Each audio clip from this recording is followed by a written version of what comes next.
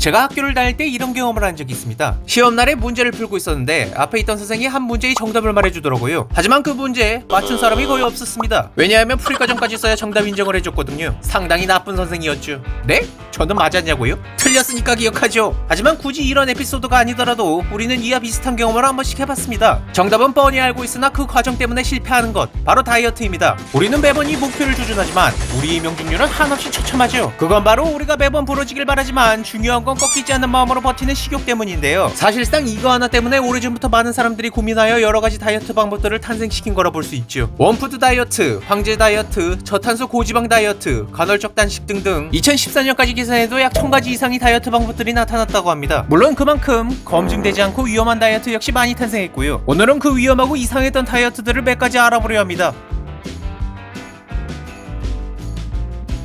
빅토리아 시대에 한 다이어트 약이 등장합니다. 근데 이 약에는 기생충인 촌충혈이 들어있었어요. 광고에 따르면 촌충이 음식물의 일부를 흡수하여 다이어트에 도움을 주고 원하는 만큼 살을 빼고 나면 그 기생충을 제거하는 원리였죠. 물론 그게 정말 살 빼는데 효과가 있을 수도 있겠지만 중요한 건 이 촌충이 그렇게 얌전히 있다 나가줄 리가 없다는 거죠. 위장에 있는 게 지겨웠던 촌충이 몸속을 산책하다 사람이 뇌에 도달할 경우 시력 감소, 치매, 간질, 정신병 등을 유발할 수 있다는 겁니다. 그리고 무엇보다도 살 빼려고 6에서 9m까지 자라는 기생충을 몸 안에 키우는 건 좀 거부감이 드네요. 근데 이 시기에는 기생충 알약만 있던 게 아닙니다. 또 다른 다이어트 제품으로 비소가 포함된 약이 있었어요. 동서양에서 공통적으로 독약으로 쓰던 물질이죠. 이 약은 우리 몸의 신진대사를 높여주어 평소보다 훨씬 더 많은 칼로리를 소모시켜준다 라고 광고되어 팔렸는데요. 허나 비소의 부작용에 대한 설명은커녕 비소가 들어있다는 내용조차 없었던 약이 대부분이었다고 합니다. 그렇게 이 약을 복용한 사람들은 대체로 비소 중독인 설사와 구토를 냈다고 하는데 뭐 살은 확실히 빠지긴 했겠네요. 1976년 한 다이어트 책이 출판됩니다. 이 책에서 저자 로저리는 한 가지 다이어트 방법을 소개했는데 바로 프롤린 다이어트입니다. 콜라겐 성분을 이용한 저칼로리 액체 음료로 출시된 프롤린만 먹으면서 다이어트를 한다는 것이었죠. 물론 이름부터 이게 누구 건지 보이죠. 근데 이 제품 품질이 그냥 쓰레기였어요. 뭐 일단 저칼로리는 맞는데 비타민이나 미네랄 같은 성분도 적었어요. 아니 그냥 영양소가 없습니다. 그리고 이게 뭘로 만들어진 거냐 하면 도살장에서 나온 찌꺼기로 만들어졌답니다. 그러니까 동물이 뿔, 발굽, 힘줄, 뼈 등을 넣고 만든 겁니다. 결국 이걸 먹은 사람들 중 58명이 심장마비가 왔다고 합니다. 대체 뭘 만든 거야?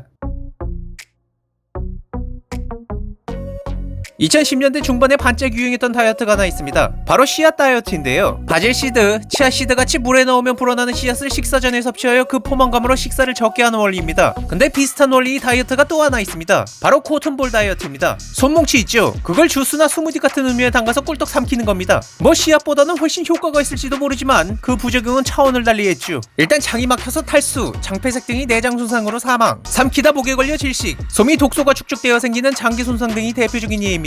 물론 가장 충격적인 건 이 다이어트가 씨앗 다이어트와 같은 시기에 나왔다는 겁니다. HCG 다이어트라는 게 있습니다. 이 약자를 한글로 풀었으면 인간이 용모성 생식선 자극 호르몬이라고 하는데 임신 초기에 높은 수치로 존재하는 호르몬으로 프로게스테론 같은 중요한 호르몬 생성을 유지해주며 불임 치료에 사용된다고 합니다. 어쨌건 이 호르몬을 1954년 영국에서 알버트 시메온스라는 의사가 체중 감량에 쓰는 걸 제안했는데 이 HCG 호르몬이 주사와 하루 500kcal 정도의 저단백 식사를 통해 체중 감량을 한다고 합니다. 현재까지도 종종 사용되는 다이어트지만 지금도 미국 식품의약국에선 이를 체중 감량 보조제로 승인하지 않았고 이 다이어트 이 효과나 안정성에 대한 의문은 계속 제기되고 있죠. 근데 솔직히 말이죠. 하루에 500kcal 먹을 거면 굳이 주서 없어도 살 빠지지 않나요? 이외에도 담배, 비누, 잠, 음악 다이어트 등 온갖 이상한 다이어트들은 많이 있습니다. 물론 이건 과거 사람들이 무지로 인한 문제만이 아니에요. 딱히 요즘이라고 다르진 않은 것 같거든요. 그렇게 옛날이던 지금이던 우리가 얻는 교훈은 하나겠죠. 편법 쓰다 골로 가지 말고 덜 먹고 더 뛰기나 해라.